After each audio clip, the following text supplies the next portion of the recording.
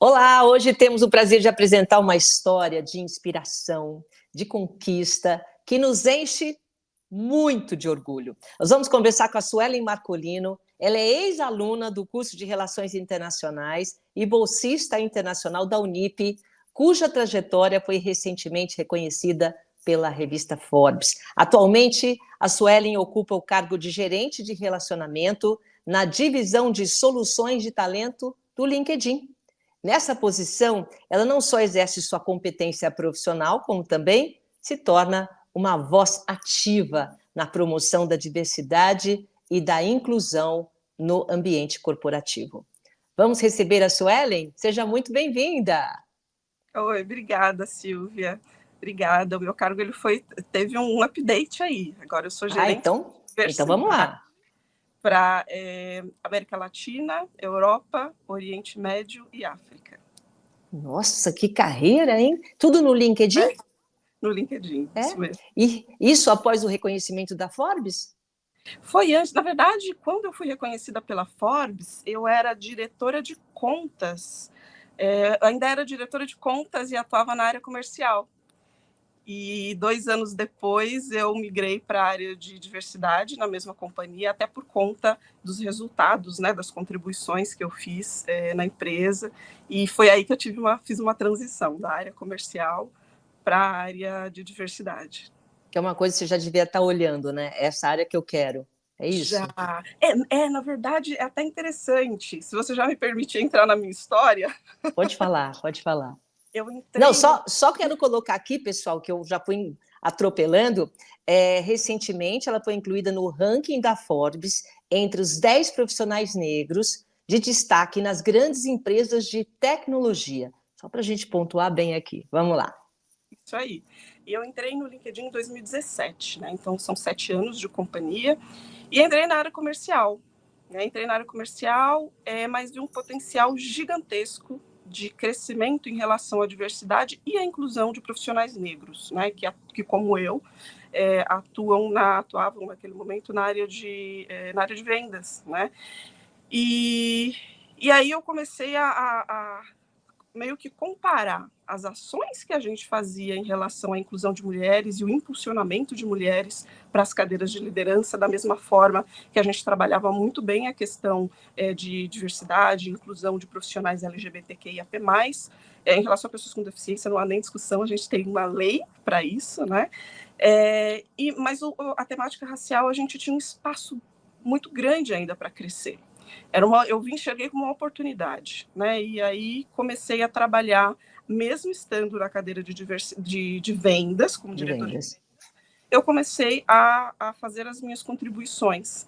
E aí, no final das contas, eu me vi fazendo realmente mão na massa, realmente fazendo diversidade acontecer no dia a dia. E aí, mobilizando pessoas, mobilizando recursos, para que a gente conseguisse chegar num resultado que fosse importante, favorável, e que a gente conseguisse ser uma empresa para, né, os profissionais negros, muito boa como a gente é para outras pessoas, né?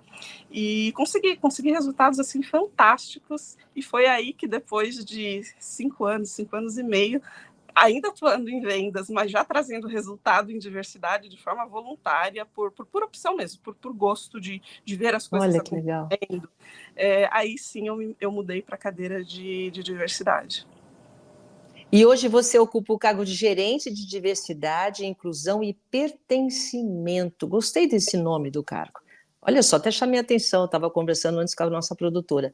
Puxa, inclusão e pertencimento. Olha a importância, né? Então, até que você fale, a importância dessas questões no ambiente corporativo. Claro que muito se fala, mas hoje, qual é a importância, qual é o peso de você trabalhar nisso?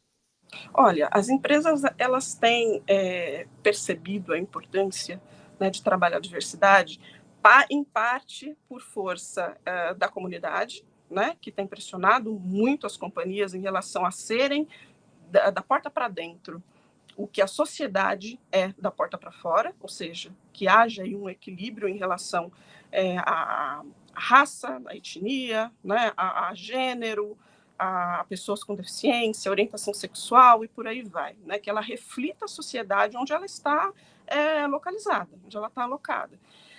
Algumas companhias, por bem, né, perceberam e começaram a se mobilizar, outras não tanto assim, começaram a se mobilizar mais por força dessa pressão social. Eu acho que para chegar no resultado que a gente precisa, como país, né, é o que eu sempre falo, a gente não consegue pensar em desenvolvimento do país se a gente não pensar em desenvolvimento da população negra, por exemplo, que foi a cadeira que eu comecei, foi a atividade que eu comecei quando a gente falava em inclusão no LinkedIn especificamente, né? Até para refletir o que é da porta para fora. Então, eu vejo hoje como um movimento bastante óbvio, que é muito positivo, e felizmente hoje a gente consegue se apoiar em pesquisas, né? Então, de uns 7, 8 anos para cá, a gente consegue ter bastante pesquisa já falando sobre os benefícios, as vantagens que uma companhia tem contratando pessoas que fogem, e aí eu vou dizer entre muitas aspas, foge ao padrão corporativo, né? Branco, heterossexual, cisgênero. E essas pesquisas trazem justamente o outro viés, né? Não é o viés ético, não é o viés de inclusão, diversidade e inclusão porque é o correto, porque é o certo a se fazer, mas também traz esse outro viés de, olha, se você não é uma empresa diversa, você está perdendo dinheiro. Né, isso pesa no seu bolso lá no final. Então, antes a gente não falava, há uns anos atrás não se falava sobre isso. Felizmente, hoje a gente tem muitas pesquisas que apoiam também esse outro lado. E aí que as companhias muitas começaram a se mexer.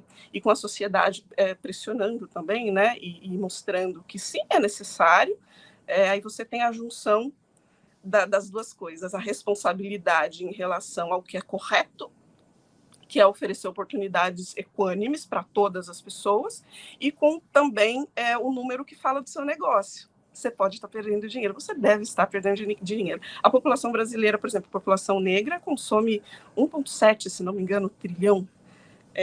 Isso é dinheiro. Né? Será que a sua empresa tem esse reconhecimento dessa população? Ou será que o seu produto, o serviço que você presta, não consegue chegar? Você está perdendo dinheiro. Da mesma forma que para outros aspectos, né, de diversidade, a gente precisa pensar. É outra coisa também, né? Se a empresa não acompanha o tempo que nós vivemos, nós estamos evoluindo, né?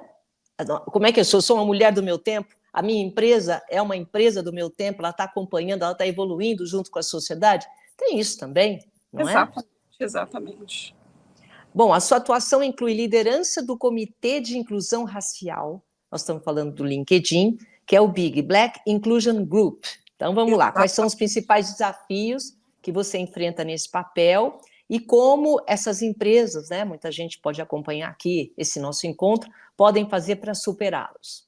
Então, quando eu comecei, como eu estava numa cadeira de vendas e a gente já tinha na companhia, né, grupos de afinidades que trabalhavam a questão de gênero, como eu falei, né, LGBTQIAP+. Então, o que são os grupos de afinidades? Primeiro, para as pessoas entenderem do que eu estou falando.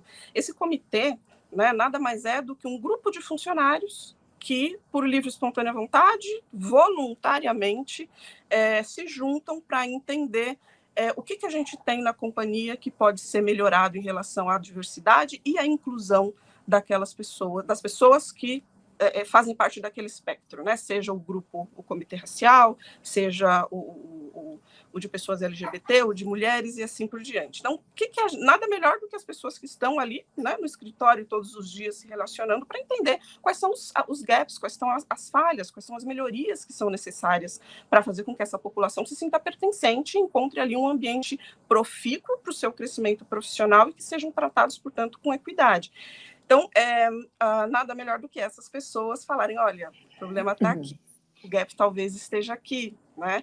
E aí, obviamente, o grupo é formado por pessoas representativas, né, desse aspecto da diversidade e pelos aliados, né? Então, no caso, por exemplo, do que eu fundei para a América Latina, que é o racial, então nós tínhamos funcionários negros e funcionários não negros que colaboravam para fazer as melhorias, implementar as melhorias que a gente precisava. E aí eu comecei a atuar em diversidade a partir desse grupo que eu fundei.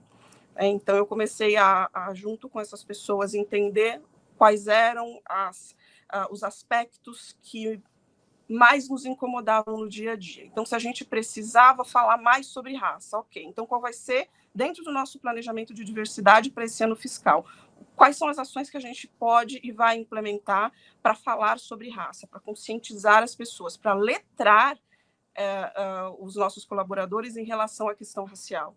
E aí a gente desenvolvia propostas de ações e implementávamos essas ações ao longo de todo o ano fiscal. Né? Então, todos os comitês funcionavam dessa maneira. E eu, como fundei o Racial aqui para a América Latina, da mesma forma, então, fazia essas proposições e nós organizávamos ao longo do ano fiscal todas essas ações, tirávamos do papel.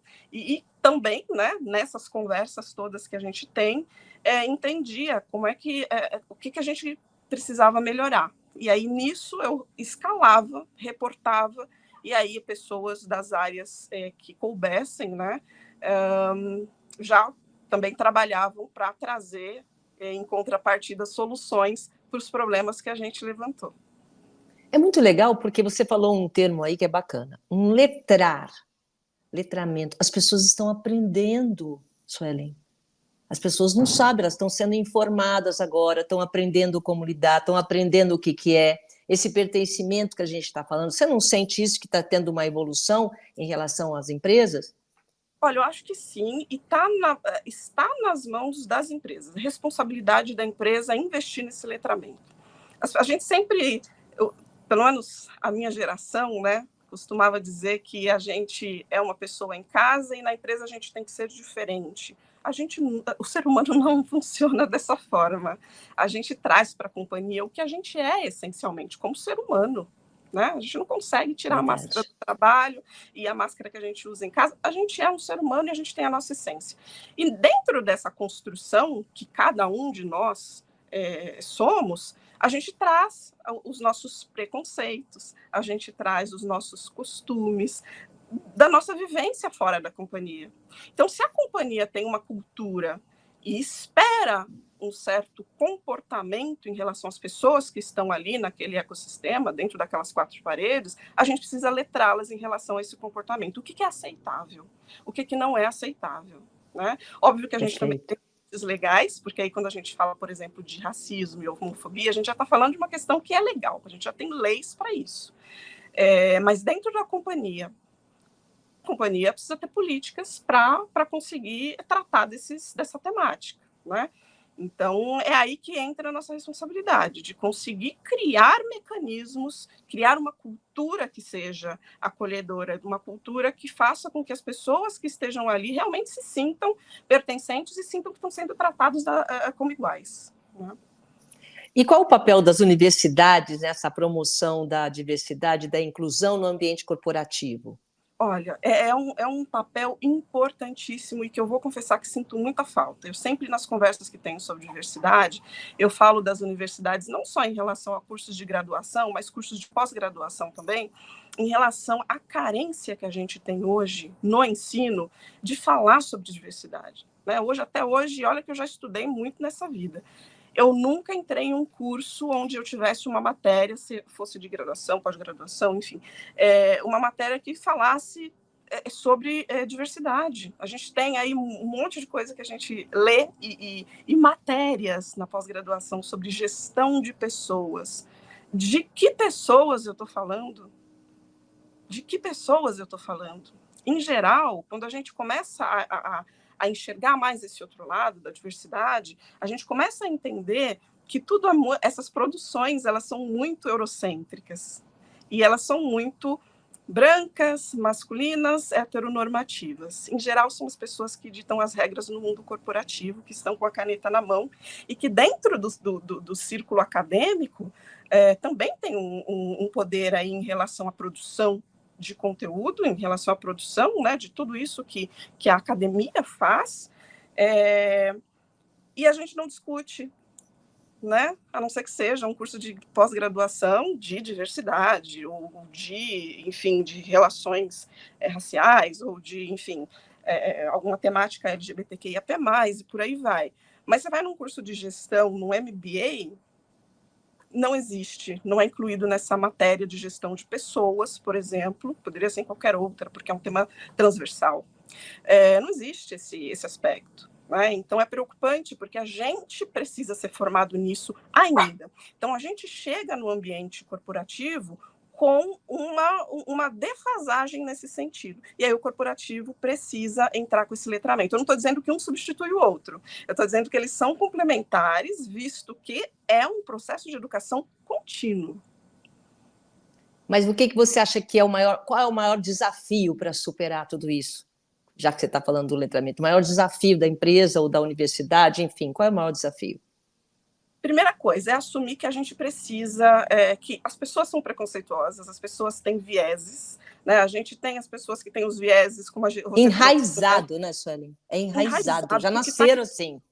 Tá em tudo, né? Tá em tudo. A forma como a gente eu nem digo nasceram, mas a forma como a gente é educado Verdade. e tudo aquilo que a gente recebe de fora ao longo da nossa construção como pessoas nos influencia de alguma forma. Então, isso a gente traz no nosso discurso, a gente traz na forma como a gente fala, nos termos que a gente usa, no nosso comportamento em relação a tratar diferente a senhora ou o senhor que serve café na sua companhia e o presidente da empresa.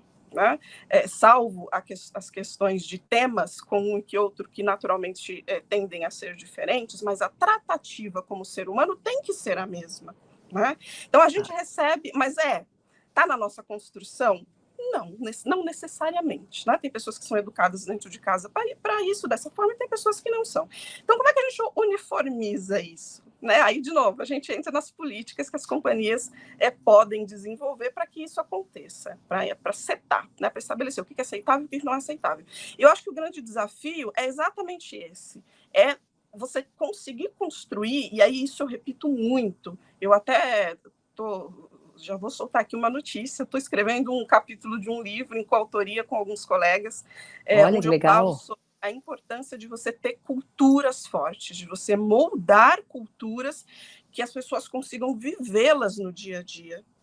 Né? E você tendo diversidade como um pilar ou um dos pilares dessa cultura, é aí que você consegue mudanças efetivas nesses comportamentos. Porque da mesma forma que a gente não consegue ser não consegue ser uma pessoa em casa e outra pessoa no trabalho, aquilo que a gente aprende no trabalho como pessoa, a gente também leva para fora. Então, não é algo que você aprende na empresa e passou da porta, você esqueceu. Né? Em alguns casos, exceções, vamos combinar que sim, mas porque daí a gente já não está falando de um viés, de uma pessoa que não foi educada, letrada. A gente está falando de uma pessoa que é preconceituosa, assumidamente, que sabe que é preconceituosa. Para essas pessoas, a gente tem uma lei maior que na política da empresa, é a legislação, é outra tratativa. Mas dentro das companhias, a gente tem essa oportunidade e deve investir em letramento. E aí, como é que a gente investe em letramento? Treinando pessoas dentro da sua companhia para serem... para espalhar a notícia? Espalhar, para compartilhar esses conhecimentos e fazer com que todo mundo seja partícipe dessa construção e que as pessoas entendam o que é esperado delas. Né? Isso requer investimento. Outra forma de a gente conseguir isso é fazer com que as companhias contratem consultorias que atuam em diversidade. Se você não tem essa mão de obra dentro da sua companhia hoje qualificada para isso, tem um monte de consultoria aí no mercado hoje, felizmente hoje tem, né?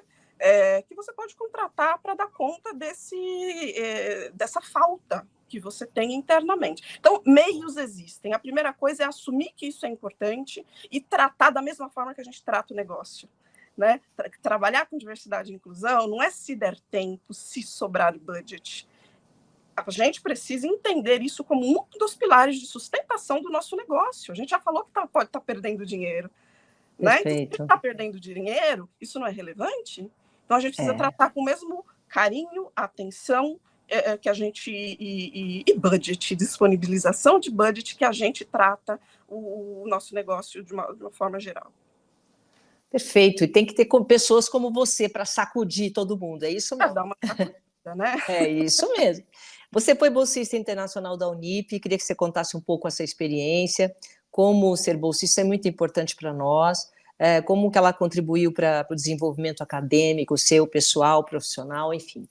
Olha, foi fantástico. Foi uma oportunidade assim que, se hoje eu não tivesse tido essa oportunidade, eu provavelmente não estaria, talvez não tivesse chegado onde eu cheguei do ponto de vista de idiomas, de línguas, né? Eu estudo inglês e espanhol já tem bastante tempo, desde a minha adolescência, graças a Deus, meus pais eu tive acesso, né? Eu tive oportunidade a esses estudos, até por conta disso, né? Consegui avançar bastante na minha carreira, então me considero até dentro do meu grupo racial, eu sou uma exceção, infelizmente eu ainda sou uma exceção, né? Porque não precisava ser assim, mas enfim.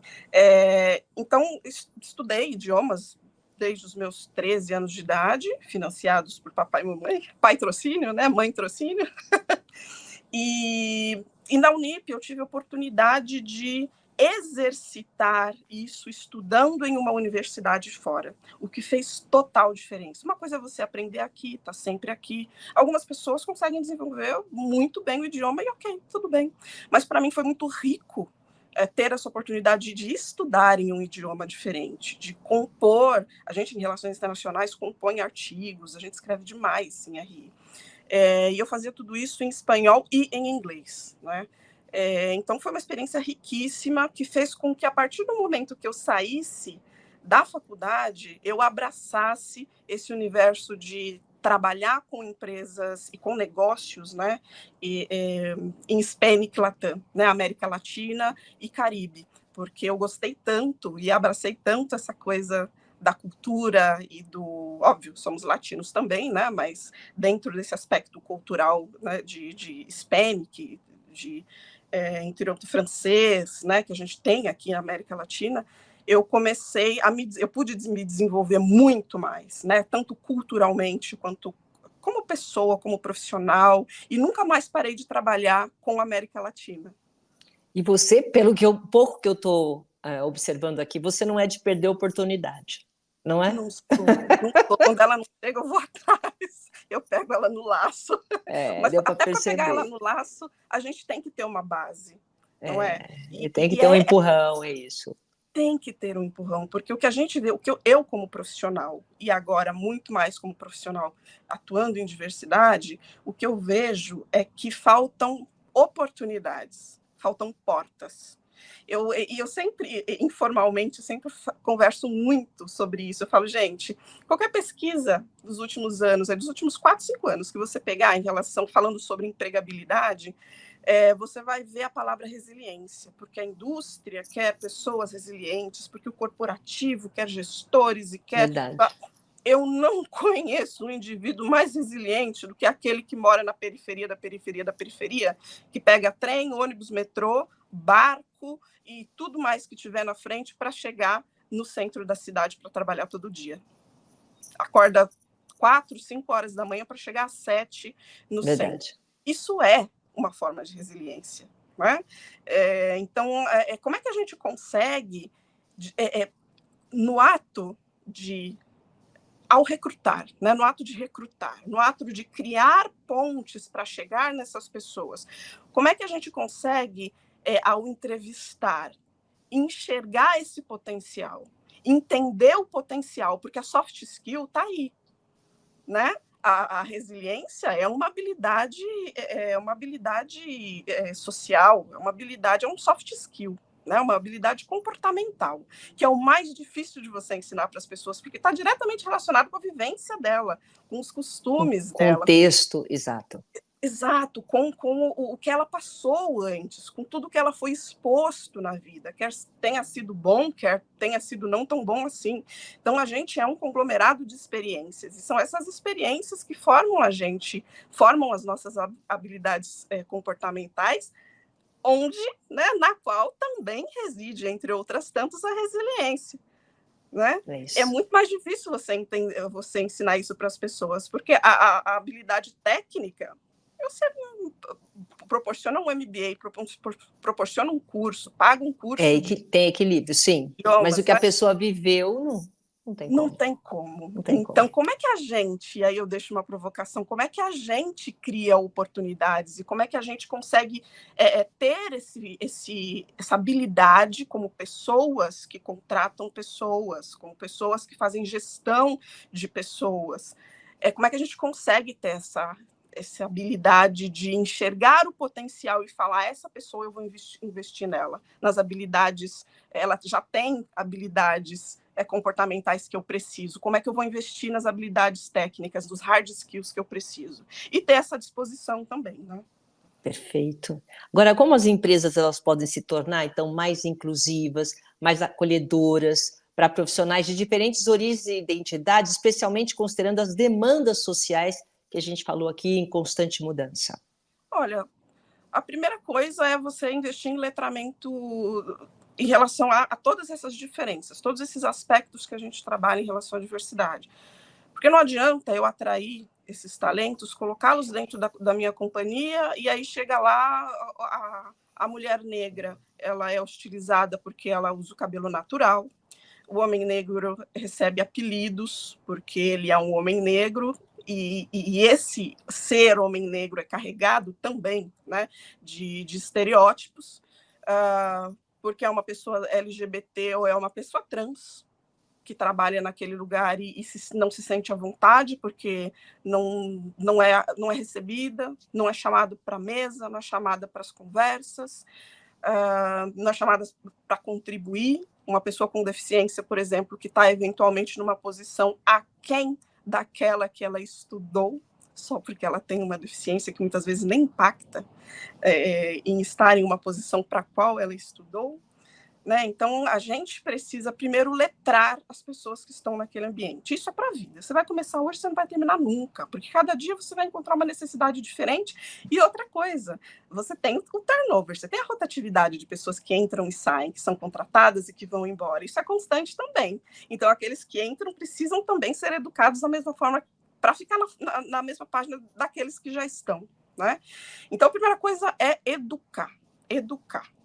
E aí, a partir do momento que você está educando, já está em processo, aí vamos então rever os nossos processos de recrutamento, de atração de talentos, de marca empregadora. Será que a minha marca, ela soa acolhedora do ponto de vista de marca empregadora, né? O marketing para pessoas, para recrutamento. Será que a minha marca soa acolhedora?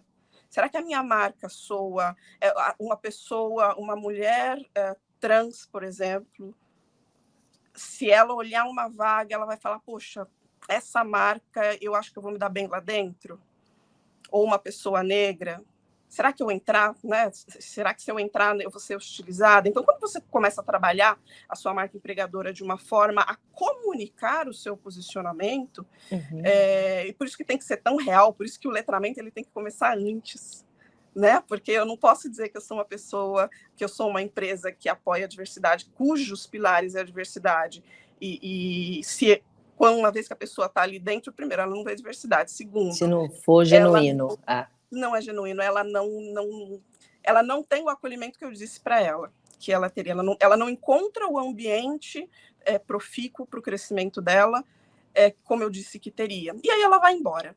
Né? Ela vai embora na primeira oportunidade que ela tiver. Então, o letramento acompanhado dessas ações, né, vamos rever os nossos processos de atração de talento, vamos rever como é que a gente está se comunicando com esse público a partir da nossa marca empregadora. São essenciais. E, obviamente, inevitavelmente, você precisa ter o apoio top-down. Ou seja, as líderes da companhia precisam estar engajadas nisso. E quando eu digo engajado, não é só mandar um e-mail falando, gente, aparece lá na palestra que vai ter, no treinamento que vai ter. É estar na palestra que nós teremos, é participar do treinamento que nós teremos, porque a gente precisa aprender a liderar pelo exemplo. E é a partir daí que a gente consegue, com uma cultura forte, com as ações corretas, fazer com que as pessoas entendam que, de fato, a gente, como companhia, leva aquilo a sério. Perfeito. E só para encerrar, a gente já está finalizando, vou meio que juntar as duas últimas perguntas. Como é que as instituições, como é que você acredita que as instituições podem melhorar, então, essa comunicação com os alunos em relação à diversidade? E também um conselho para os alunos, né, para os estudantes universitários que querem entrar nessa área. Minha filha, por exemplo, ela é igual a você, ela está numa empresa, ela entrou na parte comercial, mas ela quer ir para a diversidade, ela quer ir para o ambiente. Qual o conselho que você dá, então, para os alunos que querem também seguir aí o teu caminho? Olha, para as universidades, primeiro, né, para as universidades, tratar a diversidade de uma forma séria e como um tema transversal. Eu consigo falar de diversidade em praticamente todas as matérias que eu tiver, até em matemática eu consigo incluir temática de diversidade. Então, como é que eu faço, né, fazer esse esforço? A gente já tem lei para o ensino básico, né, a Lei 10.639, mas que ela não abarca o ensino superior. Né? Então, a gente poderia, inclusive, repensar isso, pensar nessa lei como um modelo para ensino superior, para como é que a gente consegue incluir no nosso currículo, né?